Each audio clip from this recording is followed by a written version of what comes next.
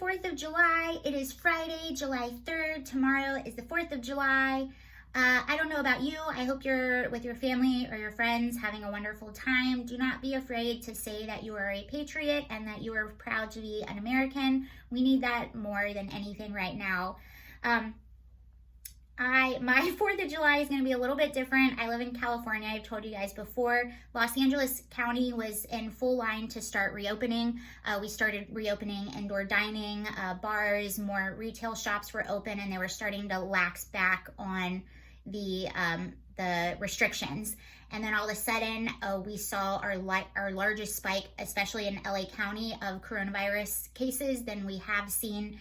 And I think since it started, so our governor has re-shut down the county of Los Angeles. Our indoor dining has stopped, our clubs, retailers, stuff like that. So we're basically, I believe, back to essential businesses. And now they have just passed something where if you're outside and you don't have a mask on, you can get fined up to $300.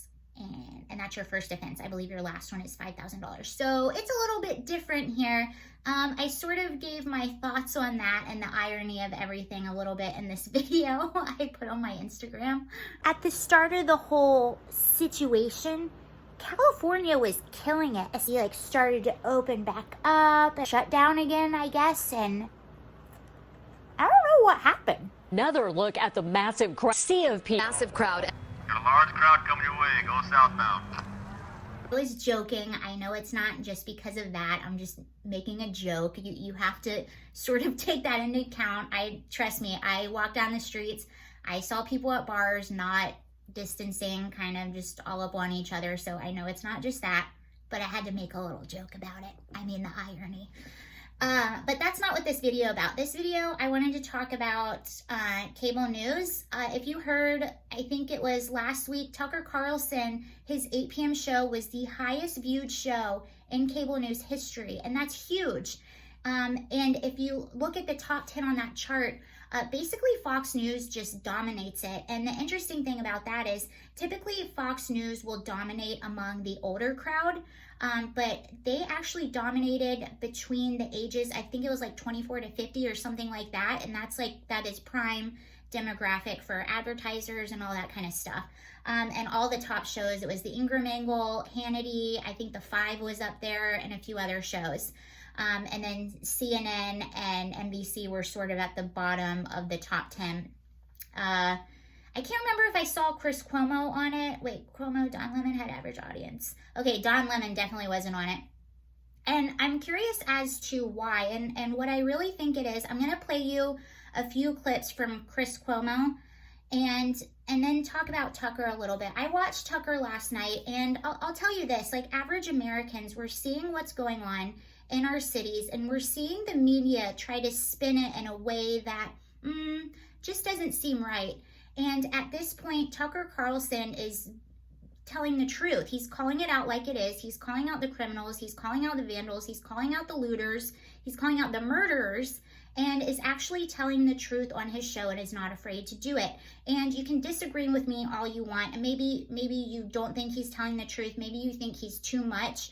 But, you know, he's speaking up for a lot of people right now that feel like they don't have a voice, because anytime you speak up against this stuff, you're automatically shut down as a racist. I literally went on my Facebook the other night. I never go on Facebook. It's basically inactive. The only reason I still have my Facebook is because I'm in a few Facebook groups and I want to keep in contact with those groups, and it has a lot of really good information. But other than that, I do not use it. I don't go on there. I don't read my feed. But I just happened to read a few things, and there was a guy on there who I know, who I always thought of as sane and normal and my age, all of that stuff, normal job. And he literally had this huge long list of, if you voted for Donald Trump, you are a racist. You are this, you are that. It doesn't matter whether you say you're not or you are. He exemplifies being racist and this and that. And I find that so interesting. Well, for several reasons. One, you are insane for even saying that, or for for saying just because you like this certain president when there's no evidence of him being racist, and then calling all his followers a racist is just absolutely insane. And it's also interesting because Donald Trump didn't become racist until he started running for the presidency. He's always been out there for decades. He's been out there. He's been in rap songs. He's owned an NFL team. He has pictures with tons of basketball players and rappers and this and that. He had a show, The Apprentice. Like, he has been out there very publicly for as long as I can remember. I'm 35 years old. And he did not become racist until he started running for president. That's very curious. And that just goes to show this has nothing to do with Donald Trump. And this has everything to do with them just trying to pull out every string they can to try to make this man look bad and to try to get people like this individual to think this way so they don't see the truth or whatever. Okay. So Tucker Carlson is speaking up for people like you and I, normal, law-abiding citizens, not necessarily Republican or Democrat, but people that are watching these cities burn down, people that are watching innocent people be assaulted, people that are watching others in these violent protests and the looting and the rioting. They're seeing people die, and they're seeing elected officials not stick up for law-abiding citizens, and this is the tipping point. And this is why Tucker Carlson and Fox News is so hot right now, because they are actually saying the truth. Now, you can argue that there's some sensationalism in there, and of course there is, but they're at the bottom of it. They're actually speaking up for Americans that feel like we do not have a voice because we are being shamed at every corner and called names and shut down for things that are just simply not true. So Chris Cuomo the other night embarrassed himself again. He had the McCloskey guy on, the guy who that infamous picture is out of him and his wife outside their house in St. Louis. The headlines read that they were pointing guns at protesters, but in actuality what happened, this group of several hundred individuals broke the gate into their private property and was on their private property and was walking towards their house, saying threats and saying they were going to come and kill them and kill their dog. These people were scared for their lives. So now we're in this situation where these innocent people who are just at home, having dinner, minding their own business, following the law, are just at home, trying to have a nice quiet night. An angry mob rushes their house, threatens their safety. Mind you, they live in St. Louis, where David Dorn was killed. That was a security officer who was merely watching his friend's pawn shop on one of the nights of the riots, who was killed for over a TV. So they watched this on the news. They watched some of their city get burnt down. They watched violent riots. We're seeing images of people beating innocent people in cars. They had every right and reason to be scared. Not only are they seeing this on TV, now it's in their backyard. What do you think they're going to do?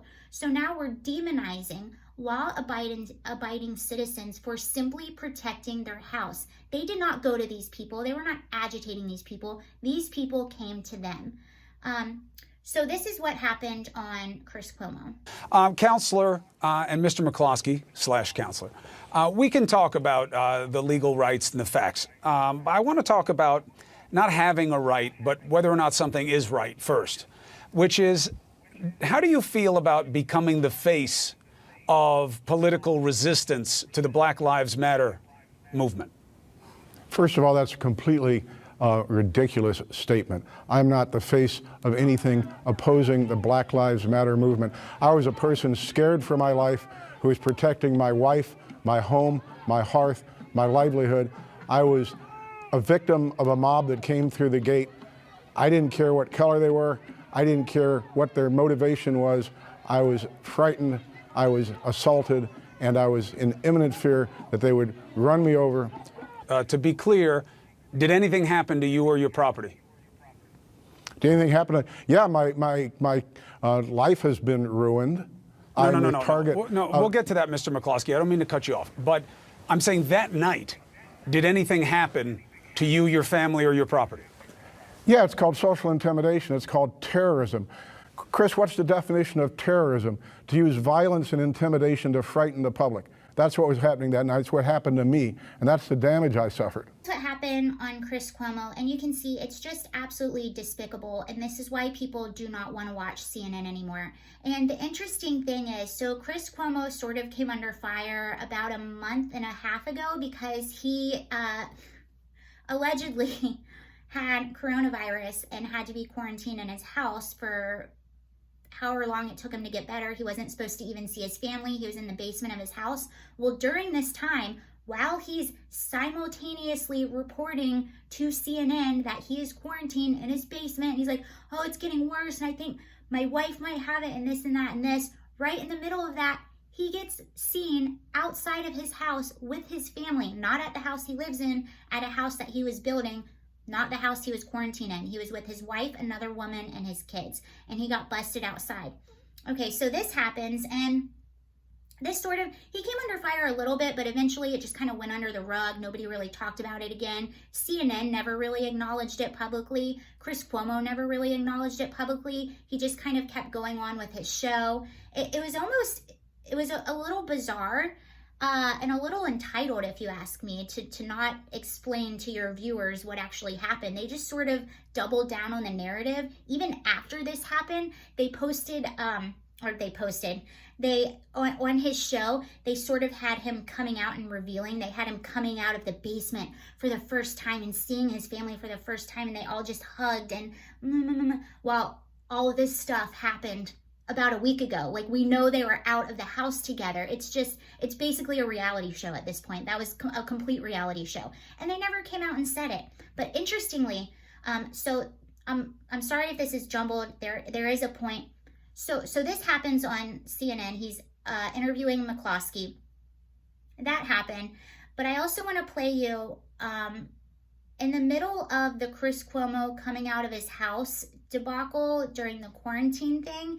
He did an interview with Sirius XM where he said this. Because I don't want to spend my time doing things that I don't think are valuable enough to me personally.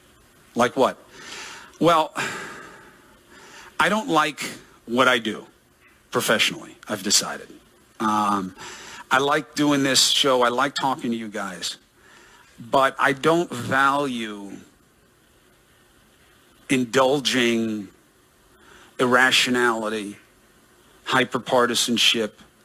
I don't think it's worth my time. So that came out, and the odd thing is, this came out, and then he sort of backtracked after this and tried to claim that he never said that, which is odd because I don't know if he knows how radio works, that it's recorded and it's out there and it's public, but then he never said anything about that ever again. So that, just keep that in mind when you're watching stuff like that. Again, this was Chris Cuomo not trying to get to the truth with McCloskey, not trying to get to the bottom of the truth, not trying to let McCloskey tell his story, but instead trying to push a narrative on him. And it's just gross at this point, and I think people are really starting to see through it, and they're frustrated with it, and they're angry, and this is why Fox News is killing it. Now, you can say, I'm defending Fox News, I'm a conservative, this and that. Political beliefs aside, if I was a CNN viewer, a diehard Democrat, an independent, whatever, or just a citizen, this should make everybody angry. How CNN lies, how they push narratives, and they're not even trying to get to the truth of everything, and how they demonize regular law-abiding citizens in order to push their narrative. And mind you, this guy and his wife were getting crazy death threats. Even after this aired, they called on Tucker Carlson's show last night. He said McCloskey called him crying because people were saying they're going to come to his house because he went on the news and he talked about it and all this stuff. They're now threatening to come to his house and kill him and do this and that. He called police. They said they could offer him no help. He called private private security people. They told him they could offer no help. And so he's just a sitting duck. I hope this story has changed and has updates. This was last night. So hopefully the McCloskeys are okay and they feel safe and they have protection. But it's just appalling at this point, and we have to start calling this stuff out because innocent people are being demonized, innocent people are being terrorized, and this is happening in our country. But that's all I have for you today. Happy 4th of July. God bless America. Bye.